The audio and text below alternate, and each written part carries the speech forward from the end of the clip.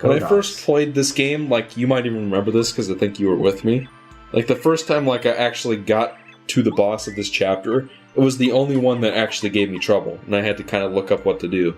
You had to look it up? Yeah, it was before I was as good at this game as I am now. Ha! Now, back then, I wasn't as wise as I am now. Yeah, but all those little star pieces you find in the ground. Like, I don't need any of these badges. You might as well just get like peekaboo. I guess it doesn't really matter. I mean, like, the big thing you want to save up for is at the very bottom. Maybe I'll show it off here. Is a Power Plus badge, and that costs 25. Yeah. I might even already have it. I'd have to look again. Do you ever? That's right. You said you only use Power Plus and Defense Plus in a specific place or something like that. Well, Defense Plus is kind of useless now that I think about it. I remember used to thinking it was like the hot shit. Like if you combine Power Plus with the charge badges, like, you can do an insane amount of damage. Yeah, I guess you Power Plus, and then you charge, and then you do a Power Bounce, and it's just like, that's my favorite thing to do in this game. I guess that's what you gotta do to take out the big health guys. Like, when you're walking around like I am right now, then you need the speedy spin on, you need a bunch of other shit on. But when you're fighting a boss and that's all you know that you're going to be doing in this next room, then it's just like, that's sort of when the Power Plus comes on. It's like Dark Souls. I'm going to find a way to compare every single game to Dark Souls, since everybody already does that anyway.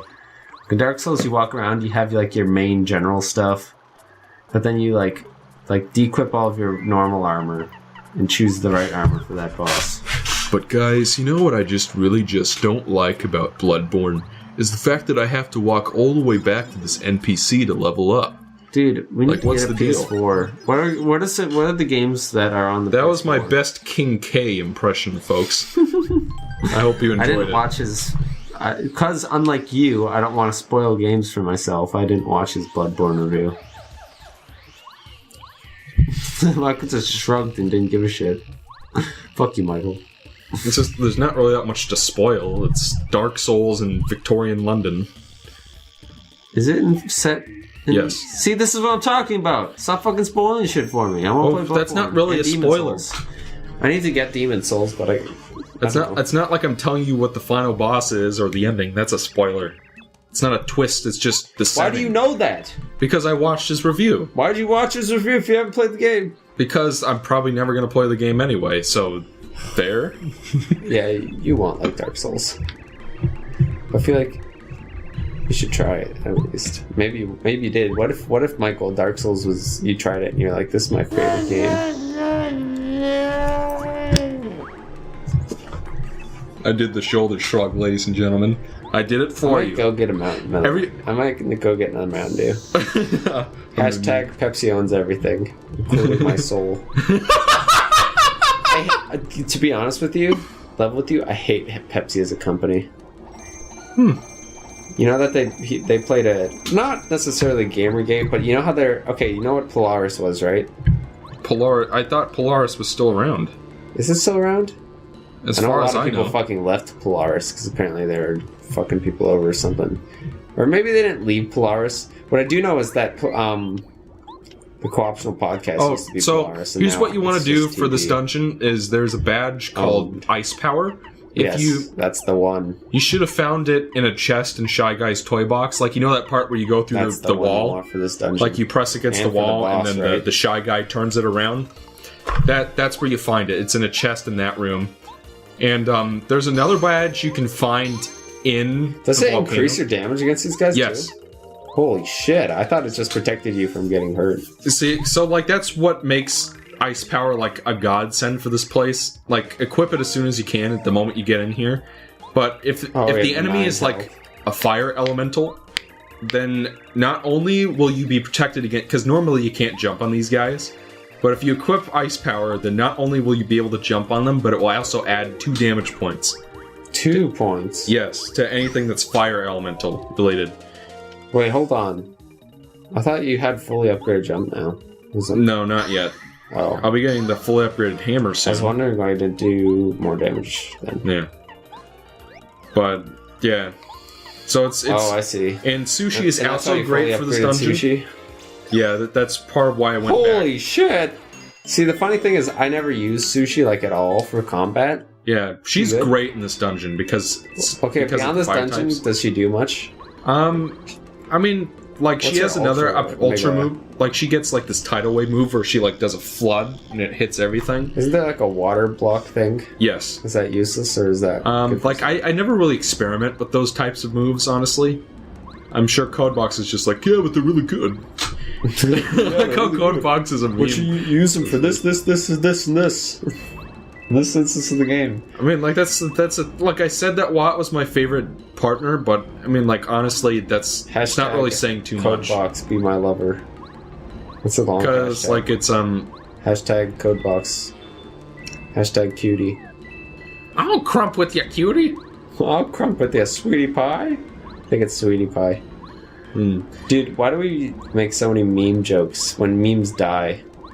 When somebody's never really listened to this in 6 years.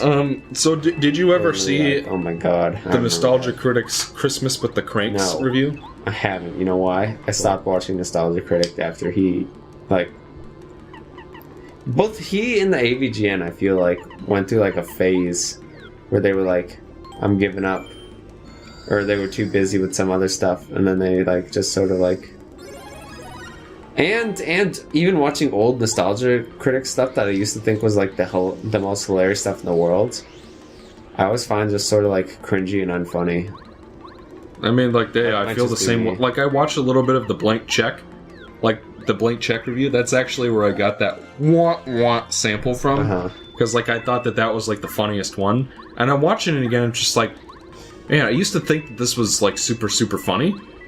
It's fine, but it's not like. For me, it's not even fine. For me, I can't even watch it without cringing. I'm not gonna lie.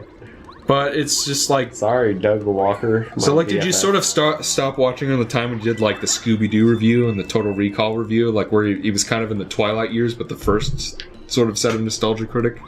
I honestly forget everything about the Nostalgia Critic. Like there was a point like, they made those 3 movies and the last one was To Boldly Flee.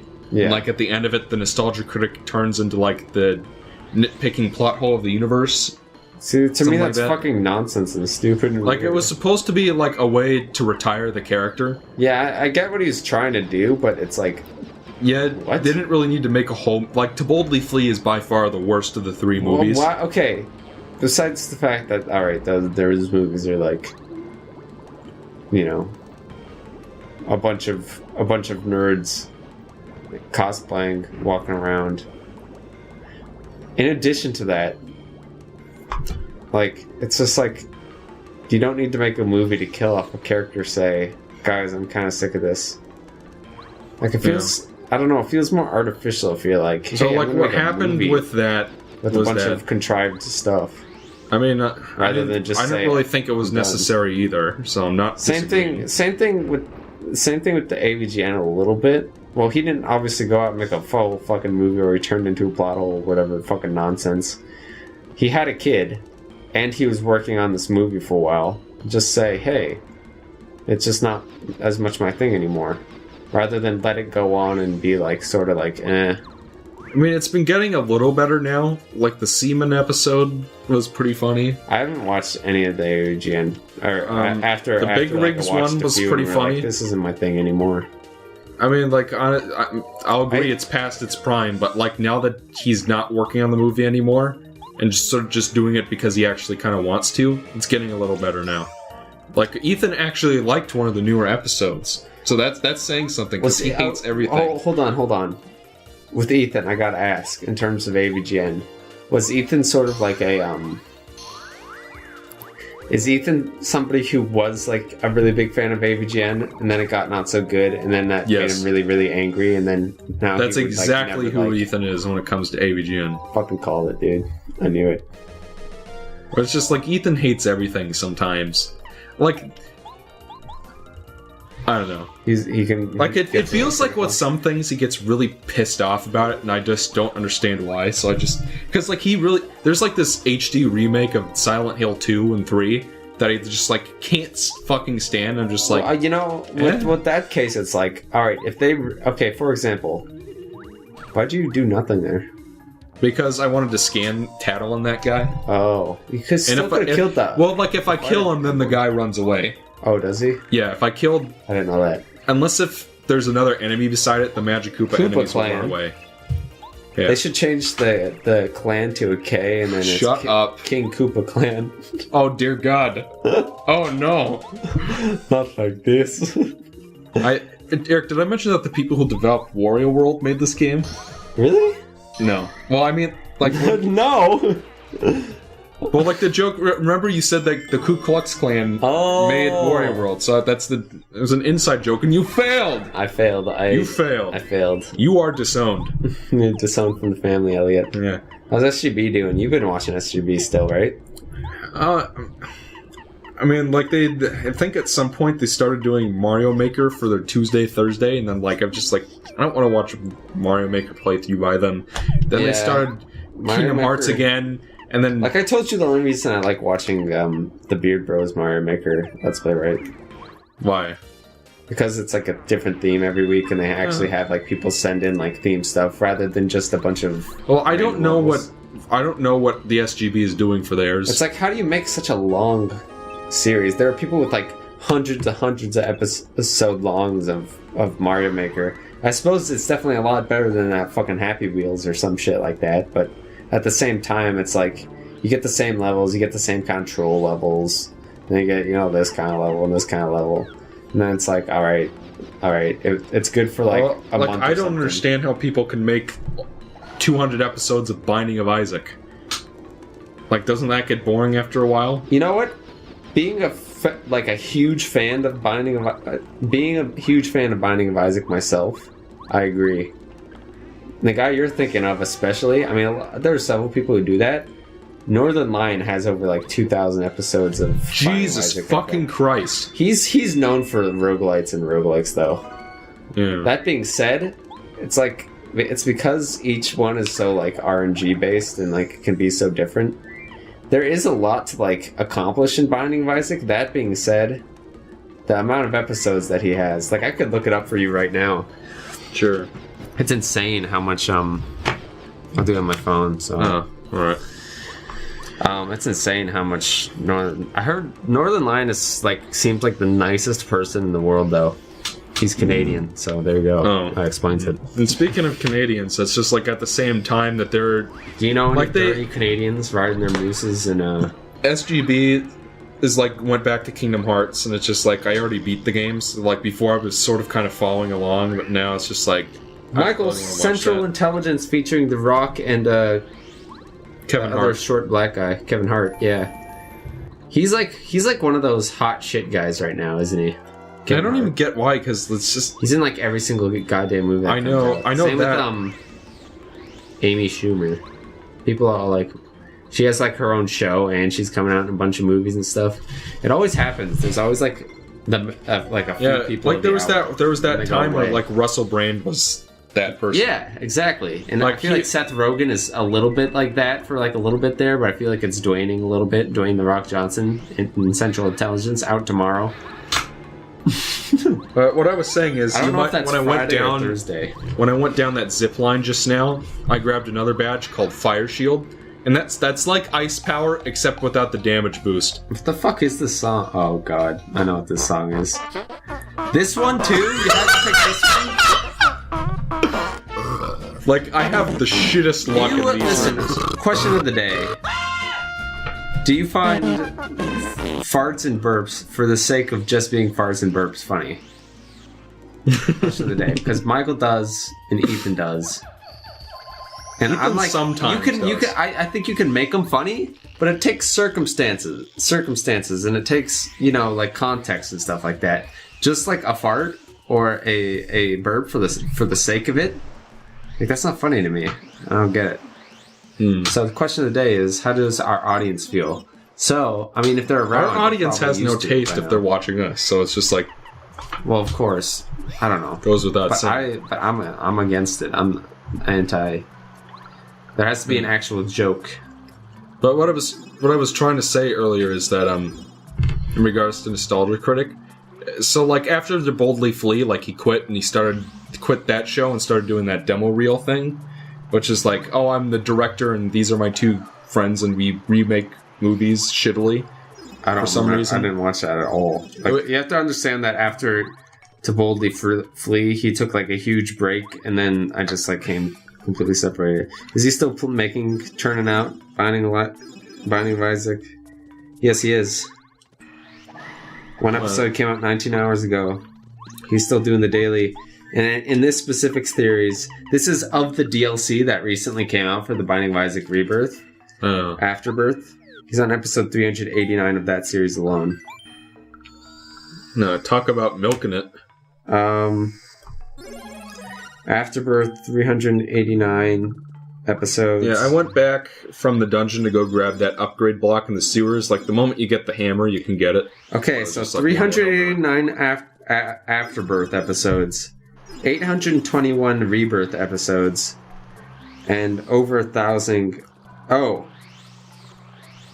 Just Volume 5 of The Binding of Isaac has over 1,000 episodes, or maybe exactly 1,000.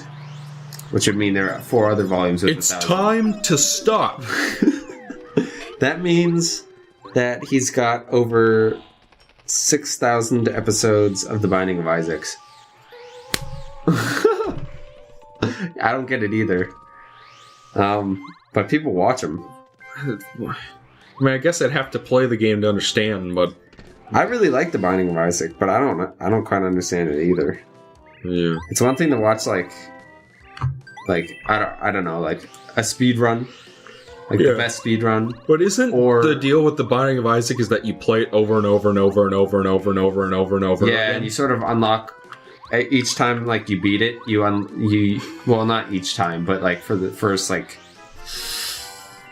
20-some times or something like that, you beat it and you unlock a little bit more further that you can go each time, and you can sort of like, then you can, there are branching paths, but at some point you get everything. And it doesn't take 6,000 episodes to do that. So he does like, then you do the challenge runs, and there's your content for that. But then it's like, I don't know. Binding of Isaac's like a really fun game, I think. But man, 6,000 episodes. So, I don't know if I read that right, because all it said was Binding of Isaac Volume 5, and it said 1,000 episodes, so I might have gotten that completely wrong, and he only has like 1,600 or something. The point is, there's a lot of fucking episodes. Yes, that has been established. Anyway, so after Nostalgia Critic, he did Demo Reel, and nobody really liked it, but the reason he kind of wanted to do it was because he wanted to kind of spread his wings a little bit. He quit NC because, like, he was just sick of doing the same video over and over again, essentially. That would be probably. So with Demo Reel, he did something a little different in the cinematography, and the production value was a lot higher. He actually got to sort of, like, make kind of his own original content, even though and still kind of parody and talk about movies at the same time. But, like, it wasn't really catching on with people, and people didn't really like it. And at the same time, he released this video called The Review Must Go On. It's kind of like a bridging sort of thing. Yes, I remember that coming out. And essentially what he, watched Timothy Green, and he didn't like this is what happens in the video. And then, like, Michael, he's just sort of... Timothy Green. The first time I saw it, but he watched Timothy Green, and he's just like, wow, this movie's really weird and awful, but now I don't have a review show to talk about it anymore. And so, like, essentially he sort of, like, grappled with the idea of bringing him back after he already killed off the character, essentially. And so, essentially, what he decided to do was, because nobody likes Demo Reel, I want to keep doing critiquing stuff, but I also want to I don't want to limit myself to classic, 90s schlock anymore. Yeah, so he became not the Nostalgia Critic, although he calls himself the Nostalgia Critic. He became a review whatever the fuck I want. Yeah. Sort of guy who makes... I mean, like, nowadays he reviews a lot of early 2000s sort of stuff, like Blade. Okay. Like, that's more like what he does now, which makes sense because it's like 10 years after he started the show. So it's just like what was nostalgic in the 90s is now nostalgic in the 2000s. That's the sort of dealio, I guess.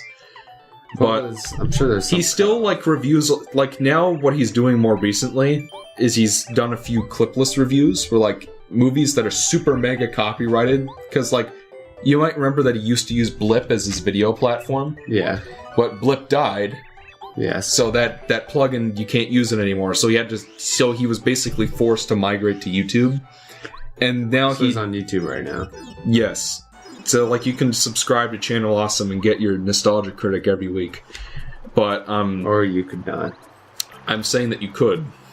But you also could Do you? not. Do you still watch Nostalgia Critics at all? Yes. You do? Yeah. I mean, honestly, I think what he does now is so much better than he used to. I mean, I think that's part of why going back to Blank Check was just like, I found this funny. I mean, it's not even necessarily that the new ones are funny or anything. It's more like, at least there's something different going on every week and you never know what to expect. And if you get a laugh, that's a bonus. And there's so much more effort put into it now, and that's why I brought sort of the Christmas with the Cranks video. Because that... So like I only do it for these rooms, by the way, because it's just like I keep screwing up. This room fast. Well, it's so loud. It's so much louder in comparison to the rest of the game audio. That's not what I need. I don't care if it's loud for me. I'm talking about if I were watching Yes, this. it's only 12 decibels. It won't be that loud. It's only 12 decibels. You say I that. can lower it when I actually edit the videos if you would prefer that. I think you theoretically Point is, he started the music right, and then or the audio right, and then you actually like watch the video, and it's like all of the goddamn place. So, like, because he migrated to YouTube, he started having issues with copyright strikes. Like, he did, you know that where's the fair use thing? Like everybody else, yeah. That he sort of spearheaded that, because, like, at one point he just got to the breaking point, he's just like, this is ridiculous, we need to fix this, and he made a video about it. Honestly, all it Yeah, Colorado did something stupid YouTube again. is hanging on a thread. I don't think it's hanging on a thread, I think it's still doing well. It's just... It's only doing well because where the hell else do you go? Vimeo, Dailymotion? Where do you go? No, I'm not talking about YouTube itself. I'm talking about the stuff that people get away with on YouTube, actually, sometimes. No, I'm not thinking of YouTube. What the fuck's wrong with me? The people are fucking Nazis on YouTube. Twitch. Oh. The moment anybody went in... Because right now you can play copyrighted music, you can do all that sort of stuff. I don't know how it works with VODs. If you can have VODs with copyrighted music in it. When you're actually streaming, you can totally get away with all the... Isn't there a glitch with those? There might be. I haven't done it. I thought There's one guy who makes, like... Who just does nothing but Paper Mario glitch videos. I think his name's, like, Psycho with an S. I feel like I've heard of, like, an infamous glitch there. Michael, how many more of these are there? Here. How many more of these are there? Here. I muted it. Now Eric is... It doesn't matter. It's not about me. It's about the fucking audience. I don't care. Like, I don't think it's funny. But I'm like, what's the point? No. But... That's actually very distracting. I'm gonna mute it. Yes, it is! Alright, so... Turn it down fucking post. I will turn it down in post. I'll turn it down by, like, Take 6 it out decibels. in post. Well, we're already talking about it now. So, like, if it's not there, then it's just like, what Play are a they little talking bit and about? then take it out. Whatever. But point is, like, he was having issues with the copyright bullshit. So, like, in addition to, like, WTFU, where's the fair use, he started doing clipless reviews where, like, instead of using clips from the movie, from the DVD, he just started, like, sort of remaking a few key scenes for, like, the parts he's actually Definitely got talking hit about. by that fire. Is it still playing right now? Yes. For this whole room. Because, like, I keep falling in the lava. That's the joke. It's just like... But... It's not a good joke. It's not worth it. Well, I think we've established if I was still listening that to you it and right I do now, not have I the would same hate sense you. of humor. It's about having an actual sense of humor, not just going, hey, look, farts. But... Well, the thing is, again, speaking of copyright, I can't use the regular Spanish flea because it gets flagged. That's true. So we should use classical music. Classical music is almost always inherently funny. Okay. It's true. But, Like the classical music he that started people doing recognize. clipless reviews, like, I think starting with Jurassic World. Like, he reviewed Jurassic World when the movie was out.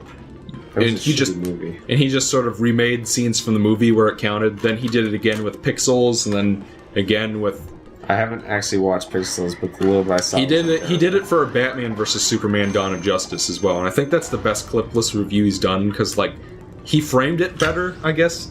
Like it wasn't just like here's the review. The way he framed it was it's like a discussion between him and Zack Snyder about what the film should be and why. Who's And then Snyder? Zack Snyder was the guy who directed Batman vs Superman and Man of Steel. Oh, really? So I got the director. Well, he didn't get the actual. The need to put in here. They didn't get the How actual much- director. no, They answer my just had question. someone play Answer my Zack question. Snyder. I don't know, Why did you put so much bullshit in here? because I need something to do when I'm editing this shit.